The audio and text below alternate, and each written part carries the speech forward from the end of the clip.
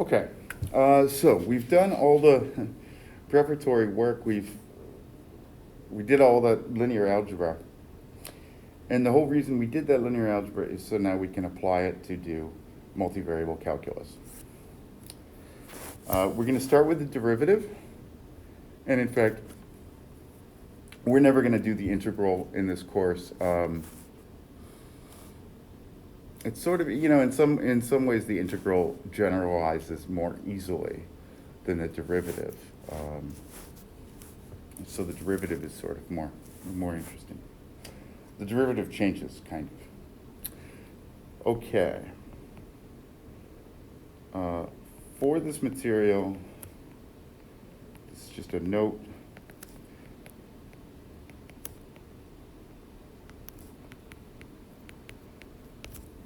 Okay, we're just sticking to Euclidean space, so we're always going to be in Rn, and the only norm we're going to use is the 2 norm. Okay, so we'll just drop the sub 2. It's the only norm we use. Now, that said, a lot of what we do, in particular, everything we do today, you could do in any normed vector space. Okay, but to keep things simple, we're going to stick to Euclidean space, which is Rn with the D2 metric. In fact, most of what we can do, you can do on any manifold, if you'd like. Okay. So, we need to define the derivative. We want to generalize from the single variable derivative that we all know and love, or at least know. And let me point out, so if you think back to multivariable calculus that you already took, of course, you learned partial derivatives. We're going to get to partial derivatives, but that's not going to be until Friday. Okay, that is not really what we want to talk about as a generalization of the derivative. Okay, you do partial derivatives in Calc 3 in some sense because that's all they can teach you. You don't know any linear algebra, so you can't do anything more interesting than that. Okay, but they're not a good generalization of the derivative. Okay, so think back to single variable calculus.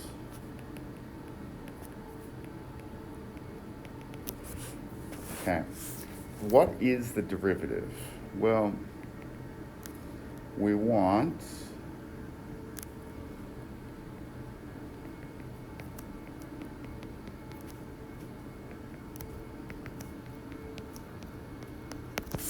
that, right? We compute the change in f divided by the amount of change, and that gives us the derivative if that limit exists. Okay? This is what we would like to generalize to multivariable functions. But it's not going to go all that well immediately because I'll highlight all the things that are vectors, right? As soon as we let f be a multivariable function, c and h have to be vectors. Okay? So in that numerator, well, the numerator goes okay. We've got a vector minus a vector, but then we'd have to divide by a vector. Okay? There's no sensible way to divide by a vector. So this version doesn't quite generalize, but if we rewrite it, we can think instead about differentiability as meaning that the function can be approximated by a linear function. So we can instead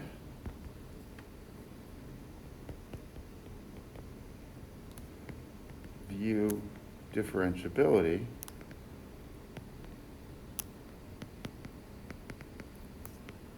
as the existence of some derivative, which is, in this case, just a number.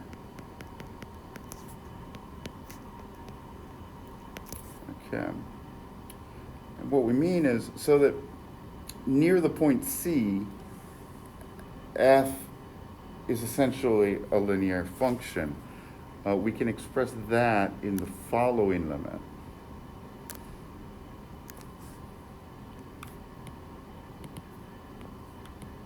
Go away.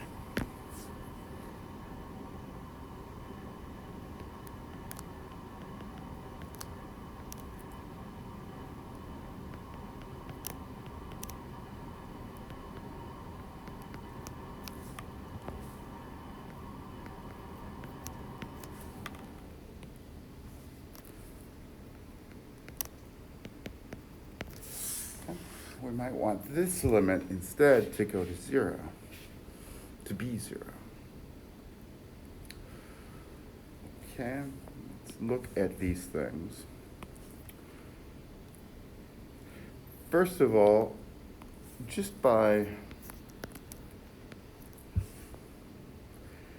basically just by algebra, these two statements are the same thing for single variable functions.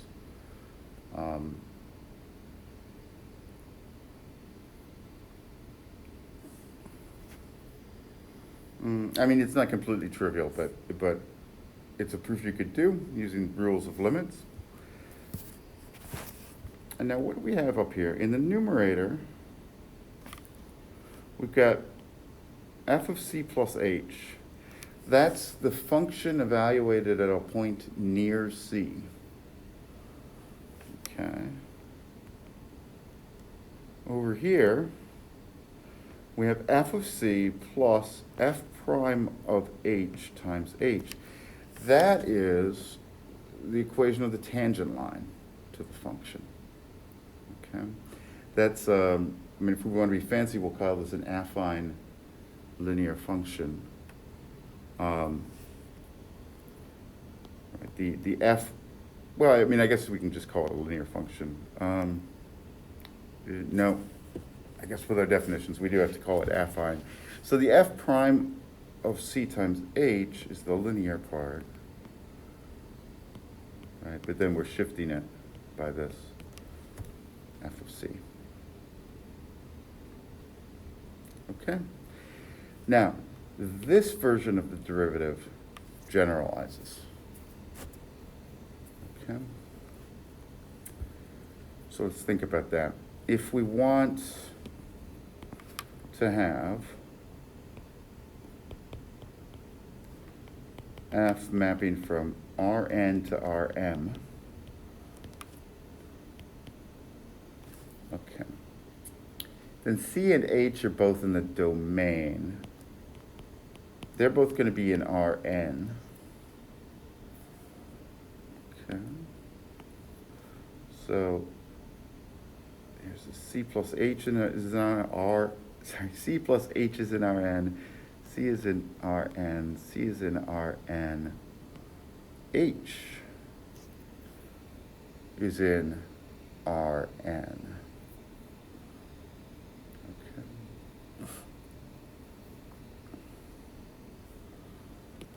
Now, what do we really want to generalize? We want to generalize the fact that right here is a linear function, and our approximation is good. The fact that it's good means that we're getting 0 as our limit.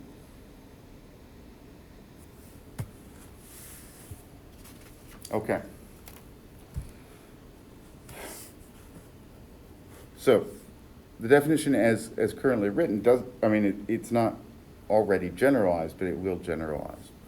What we're going to do is we're going to replace this f prime c times h by some linear function of h. Okay, the linear function itself is the derivative. And then we're going to keep this, and in fact, usually we regroup this. We put the f prime of c plus h minus f of c. We think about that just as change in f. Okay, and that's kind of a different way to view this. We can view it as the change in f is approximately linear. Okay. So let's just state the definition. That was my attempt at motivation for it.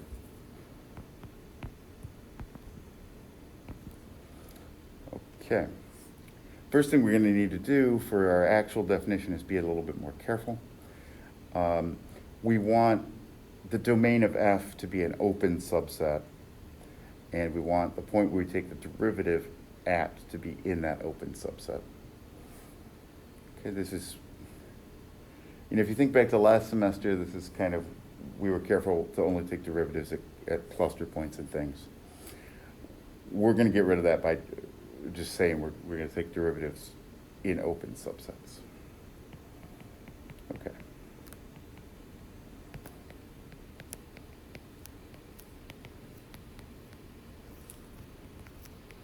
So suppose that we've got an open subset U, that C is a point in U, where we want to take the derivative, and that F maps U to Rm.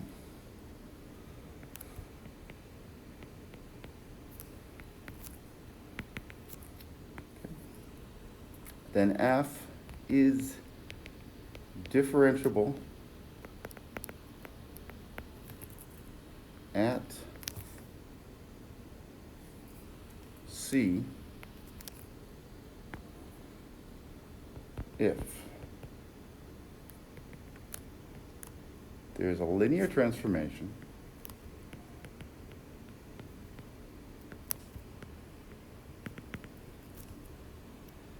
okay. Now, you'll see a million different notations for this thing. Okay. Almost all of them involve a capital D. But beyond that, they differ.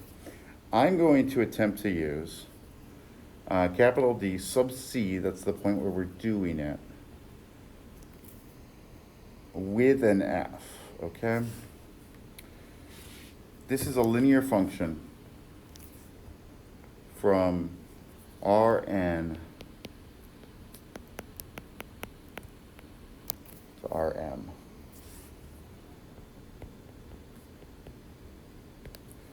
Okay, but let me emphasize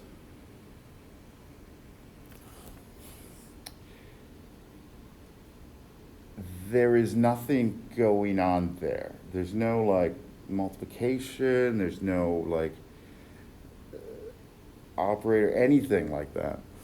That is just one linear transformation which will be written in that way with those three letters, okay? So like we're not used to like having functions that have like two letters in their names, but this one does, okay? Two letters and a subscript, and for some reason the subscripted letter goes in the middle. Okay, so it's D sub C F, okay. And now what are we going to insist? We're going to insist this analog of this limit, okay?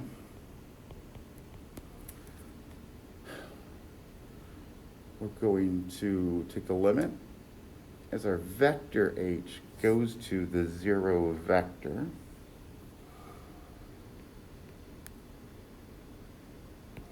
Now, before we were doing absolute values for distance, now we're going to do two norms for distance.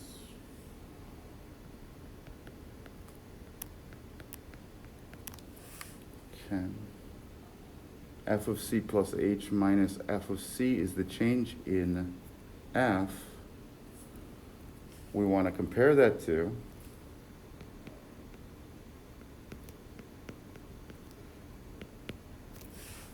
the linear transformation.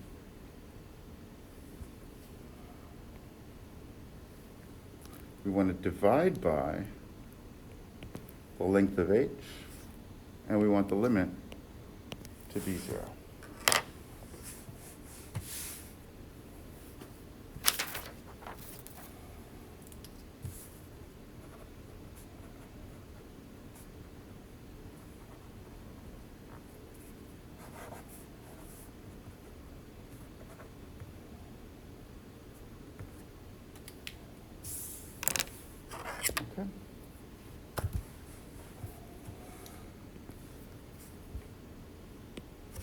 questions?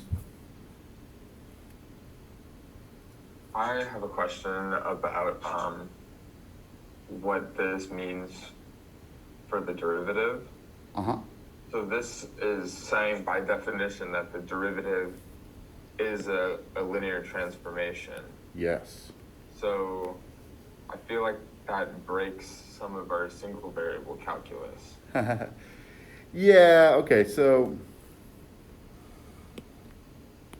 okay, in single variable calculus, the derivative is a number, right? Right. Just view that as that number is, Like the 5 function that sends everything to 5. actually, it's like the 5x function. Oh, okay. Okay. Benjamin has left a cryptic comment in the chat that just says W. Sorry, I was trying to type something out. Hold on. No, that's fine. I understand now, because the derivative at a point is the image of some, right? Yeah, it's the image of some linear transformation. Or no? So Something like that. I think I get it in my head. yeah, it is. So if we want to do it up there,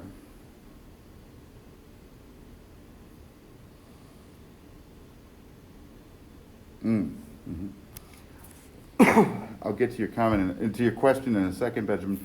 If we want to do it up there, so let's see. I mean, it is the function that sends h to f prime of c h, okay? And in our new notation, this is the derivative at c of f, okay? And it's defined by that mapping,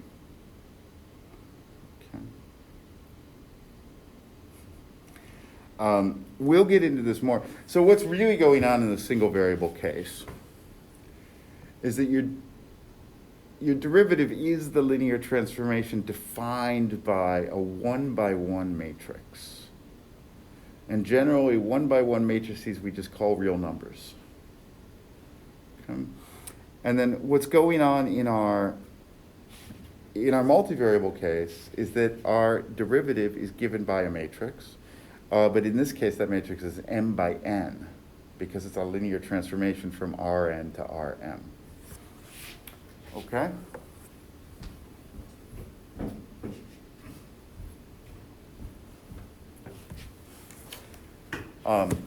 But yes, it is the linear transformation that we're defining to be the derivative, as opposed to the matrix.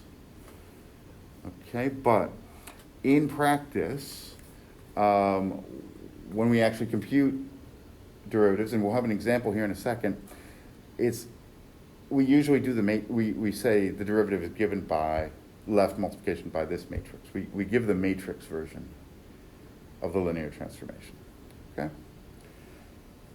But in terms of what definition we'd rather give, we prefer the linear transformation version because it's a little more elegant. It doesn't require us to fix a basis in advance, all this kind of stuff, okay? So especially, if you're trying to do this on a manifold or something, you'd want this version, not the version with the fixed basis. Okay, Benjamin asks, why don't we just insist? Well, if you think about it, Benjamin, that limit is going to be a real number. So it is never going to be that. It can't be equal to a linear transformation. That's a good point. Thank you. Yeah. Yeah, we have to get things, so in single variable calculus, everything was just one real number. We can rearrange it. We can state it, kind of however we want. That's how you end up with, this version of the derivative. But in multivariable calculus, everything's a vector or a linear transformation. We have to get it just right so that everything works out. Okay, let me just finish this definition. I want to give the two obvious follow-on definitions of the derivative and being differentiable on the set. Okay.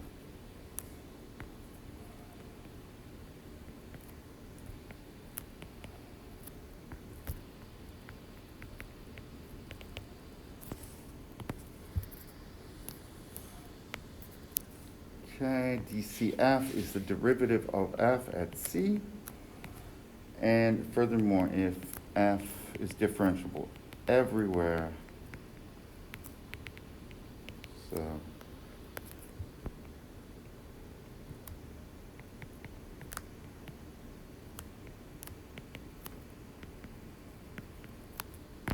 then we'll just call it a differentiable function.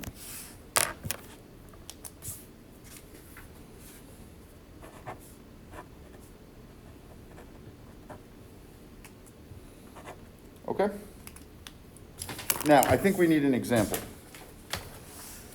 So keep this limit here in mind. Let's do an example, okay? Now, if you're clever, I think this example is probably going to be enough for you to figure out exactly what's going on, how this derivative thing relates to what you learned in Calc 3. Oh, sorry, I do want to make one point up here. We were talking about approximating functions by linear ones. So if f is differentiable at c, then we can state our similar thing would be f of c plus h is approximately given by f of c plus dcf at h plus its derivative at h. Okay. So the single variable version of this was essentially telling you the linear approximation or the tangent line. This again is the linear approximation of this function, or you can view it as giving the equation of a a tangent plane, or really you should call it a tangent hyperplane if we're in higher dimensions. Okay. I have a quick question. I'm struggling to see the connection right there with the like Calc 2 version. So we have this linear approximation, and we're evaluating that at h, versus the single variable one. We were multiplying our derivative by h. So in higher dimensions, linear transformations are given by multiplying by matrices. Okay, now when we specialize that to single variable, the only linear transformations in a single variable setting are multiplying by a number. Okay, so that multiplying h by the derivative, we are now thinking about that as a linear transformation that maps h into the derivative times h. Okay, that makes sense.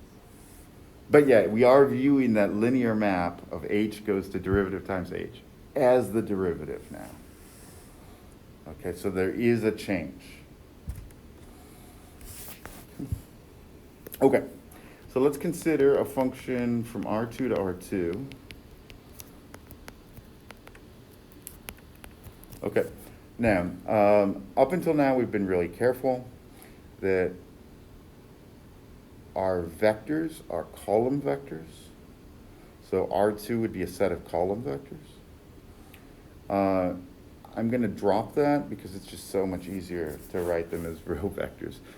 So when the context is clear, we'll just, forget about the distinction there. So we'll just write this when really, really this should be f applied to the column vector x1, x2. But that's a pain.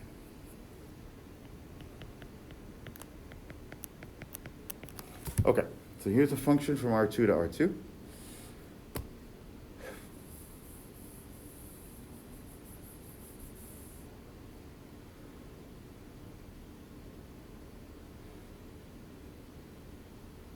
Now,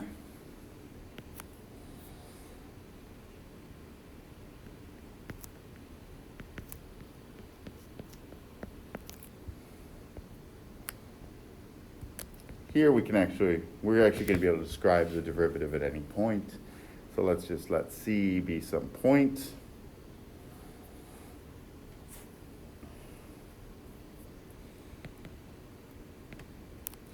And define this matrix.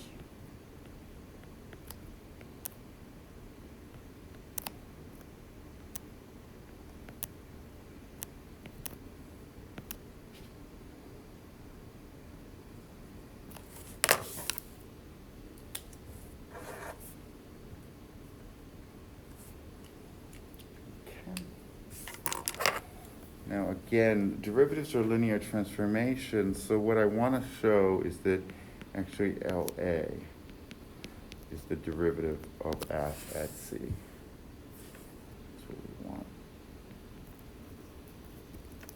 Okay, and what does that mean?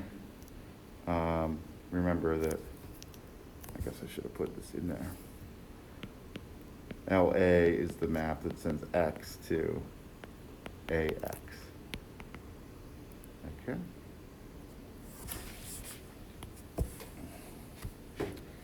So, let's do it. Let's let H be an arbitrary vector. And let's do some computation. Let's compute the numerator.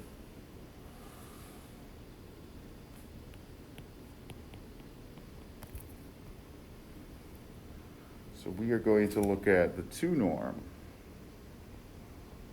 of F of C plus H minus F of C minus A times H. Okay. Well, let's put in what all this is. F of C plus H. Okay, in the first coordinate we've got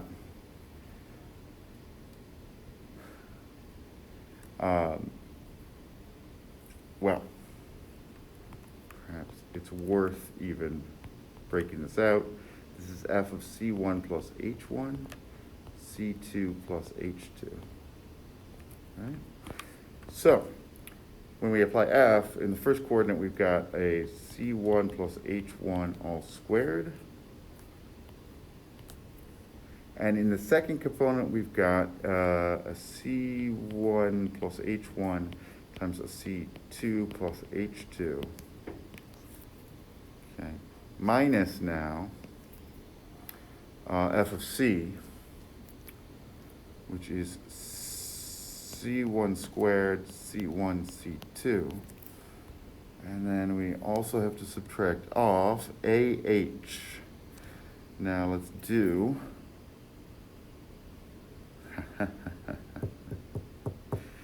okay, and now if you can keep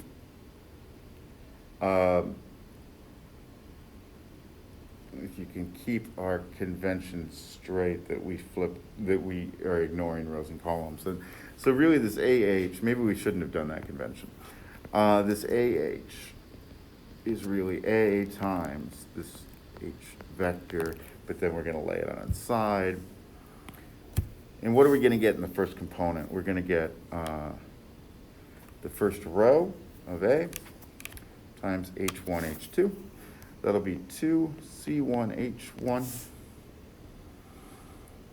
And then we're going to get the second row of A times H is going to give us C2, H1 plus C1, H2. Okay. Now we just need to collect all these terms and see what we got. I'm just going to expand without trying to do any cancellation.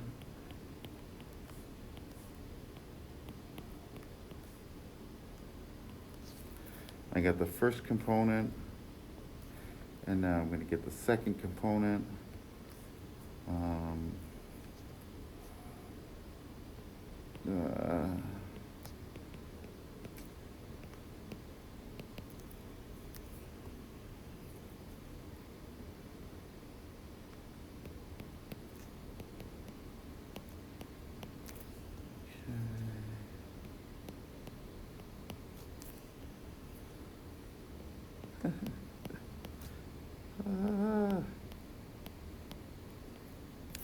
And then we need to take, okay, boy.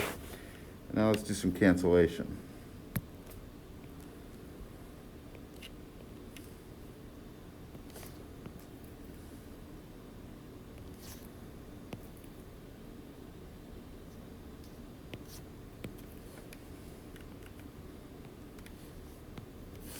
All that worked, and that's what survived.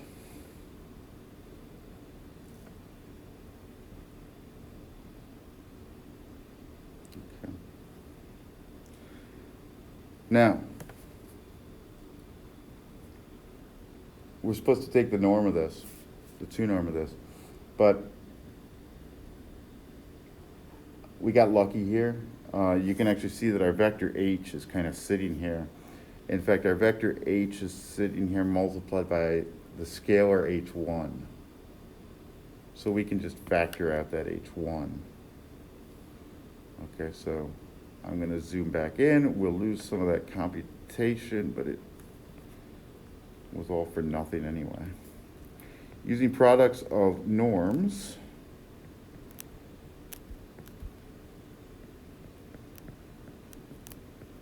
this is just the absolute value of h1 times the 2 norm of the vector h.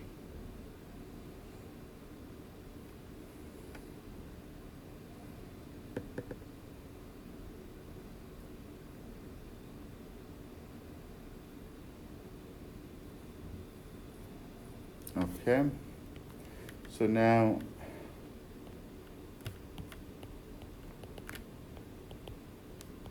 if we look at this limit we're supposed to take, right? F of c plus h minus f of c minus, oops, in this case we're doing AH divided by h. Okay, in the top we just saw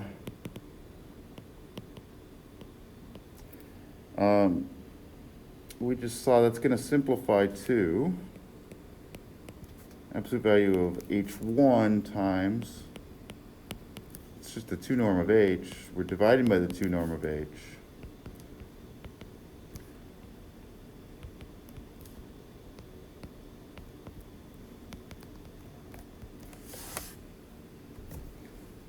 Okay, that'll cancel. We'll just be left with the limit as h goes to 0 of the absolute value of its first component. Well, as the vector's going to 0, its first component has to go to 0 too. So we get 0 out of that limit.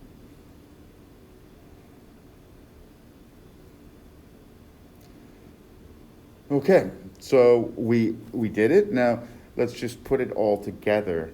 What we actually proved is that if you multiply by the linear transformation that consists of multiplying by this matrix A is the derivative. So we showed that the derivative at the point C of the function f is the linear transformation LA.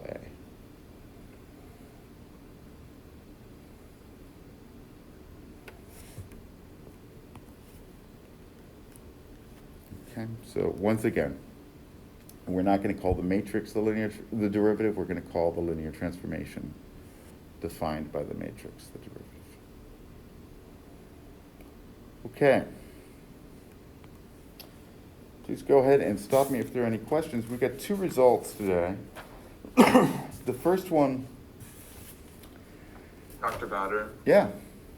how do we deduce what A is? We kind of pulled it out of a magic hat. Yep. Here. And for today's lecture, that's we're gonna leave it at that, okay? Okay. But, would anyone like to guess what A is?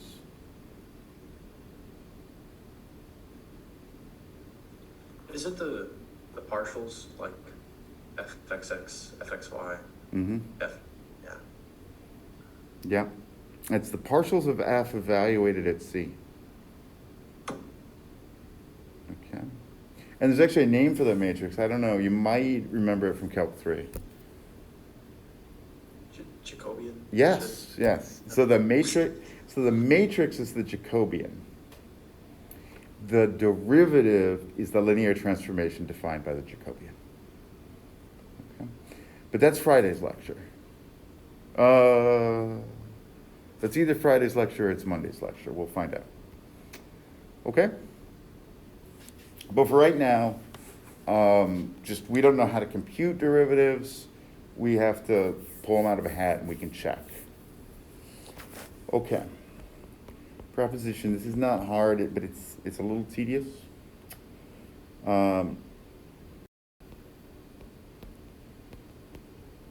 Suppose U is an open subset of Rn. C is a point in U. And F maps U to Rm.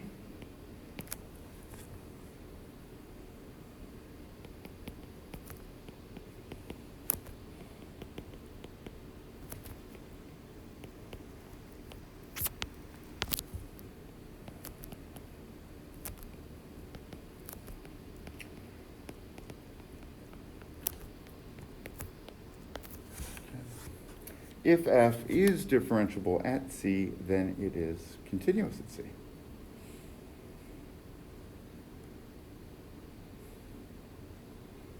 Okay, on the one hand, I said, you know, the proof isn't hard. We're going to leave it as an exercise. It's a little tedious,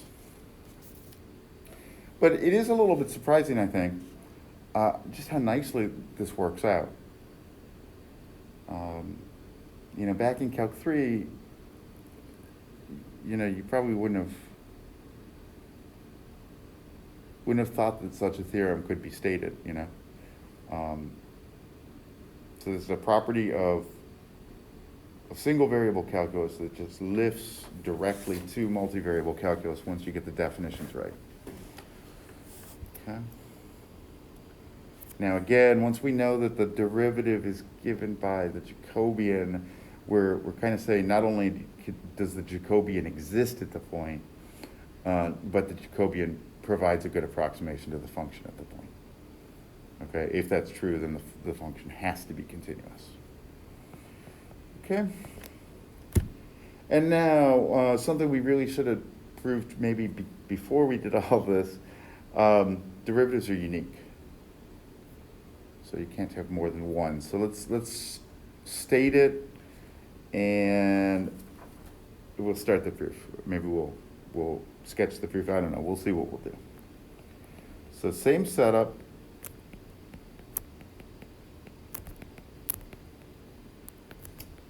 That's all of these.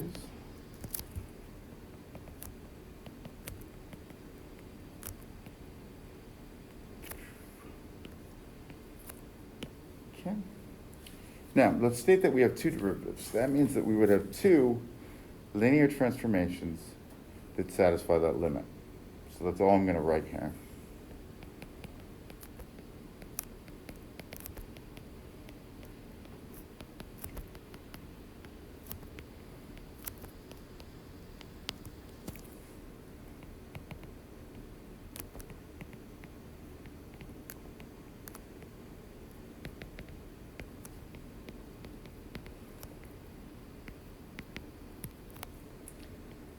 So now I get to write that limit twice.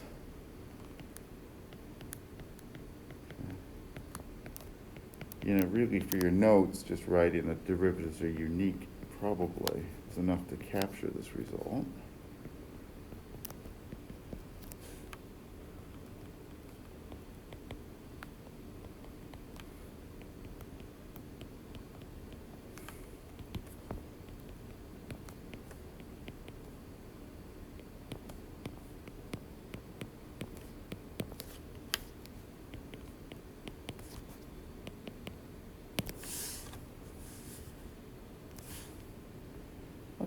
And conclusion of the result.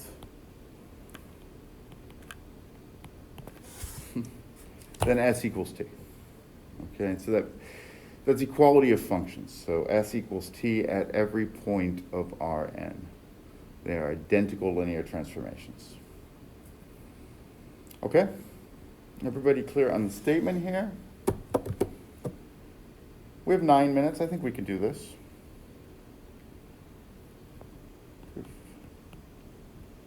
Okay. This proof is a pretty good example of how to work with these things, although it's not very, it's not like it's very sophisticated. Okay.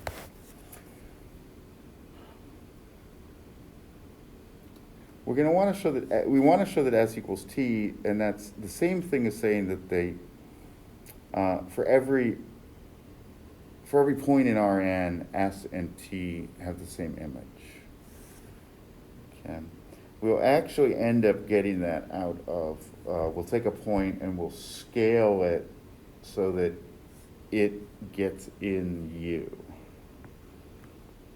Well, really what we need is, we need C plus H to be in U. So we'll have to scale the point down. But anyway, let's start by quantifying these limits, okay? So given an epsilon, now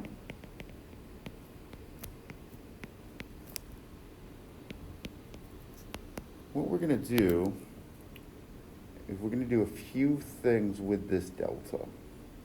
Okay, we've done this a little bit. We're kind of trying to get in the habit of doing it more, where if we've got a bunch of conditions that all give us a delta, we can choose a delta that satisfies all of them without explicitly saying let it be the min. Okay, so I'm going to choose a delta that satisfies 3 conditions here. We can find a delta such that for every vector H with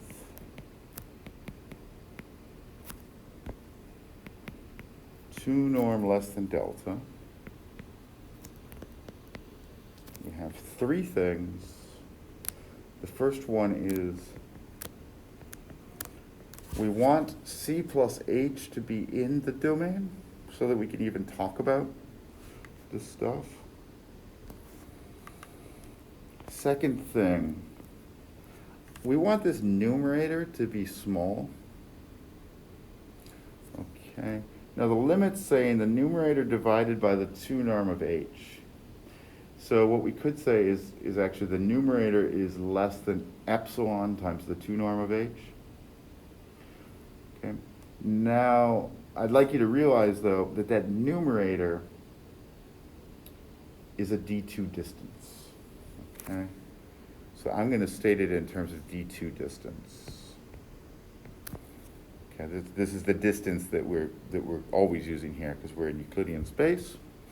So this, I'm going to state this as the distance from f of C plus H minus f of C to S of H is less than epsilon times the 2 norm of H. And then we're going to do the same thing with T.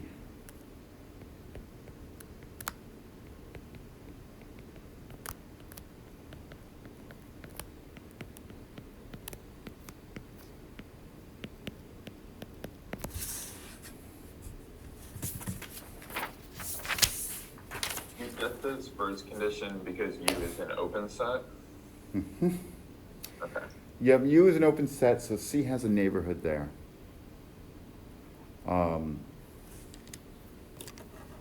So we can, so there is some delta so that blah, blah, blah.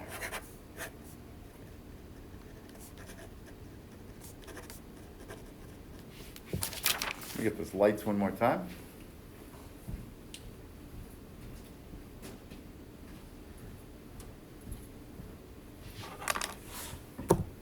Okay. Now, it follows from the triangle inequality that those two quantities are close, because they're both close to a common thing.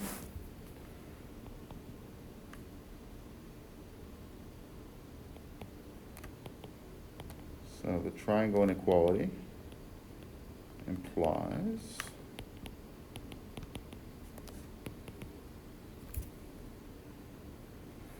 that the distance between S of H and T of H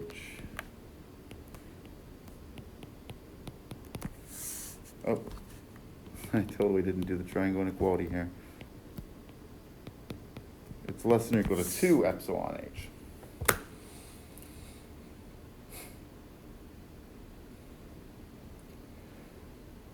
Okay? Morally, we're kind of there. We've got S of H and T of H are close, but that is not saying that they're the same for all inputs, because we have all these conditions on H. It has to be small. So now to actually prove the proposition, we're going to take some arbitrary vector k and we're going to scale it down.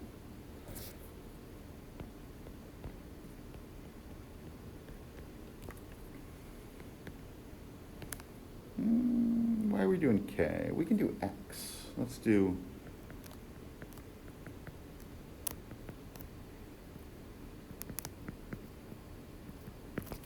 x arbitrary.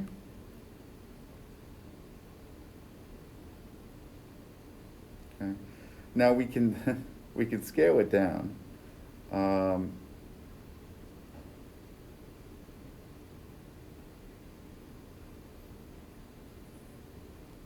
Here's what we'll do.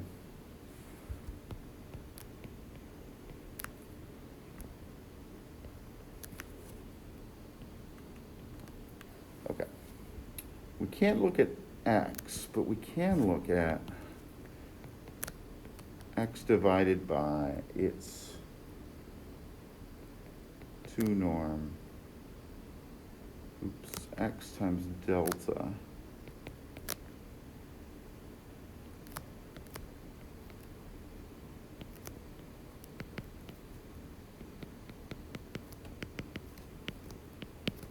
and look at that. Okay, it's the d2 distance between. Now what am I doing here? This right here, x over its 2 norm plus 1, that's better than a unit vector. Well, it's smaller than a unit vector, right? The plus 1 is just so you don't have to worry about 0. Okay, you can do this with any vector. And then delta. So now this thing that we've got in S has 2 norm less than delta. This thing that we've got that we're feeding to T has 2 norm less than delta. So this condition holds. Okay, this is less than 2 epsilon times the 2 norm of that thing.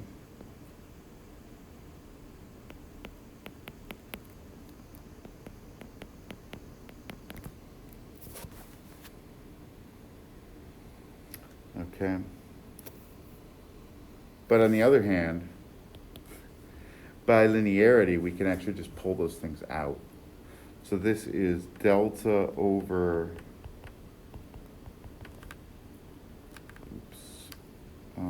delta, not D.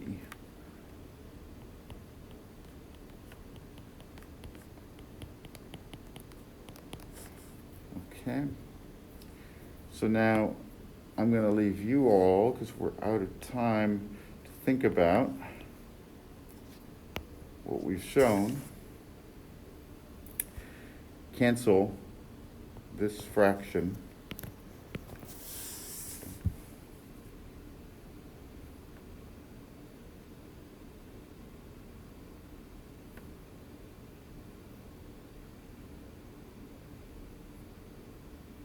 Yeah, and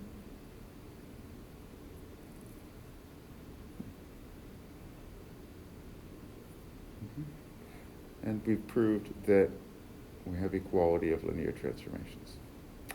Okay, so let me stop there because we're out of time. But you can look in the lecture notes for another way to finish that proof. Okay, so the big takeaway from today is that the derivative in the way we're going to do the derivative in a multivariable with multivariable functions is that it's a linear transformation. I think the next lecture we're going to do chain rule.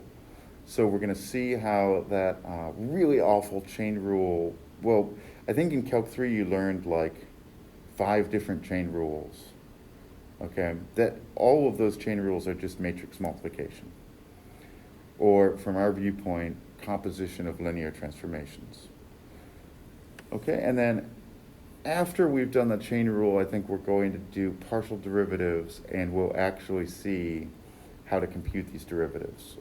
So that's where we're going to see that the derivative is given by the Jacobian. Okay, so I will see you maybe at my office hours today or Tuesday.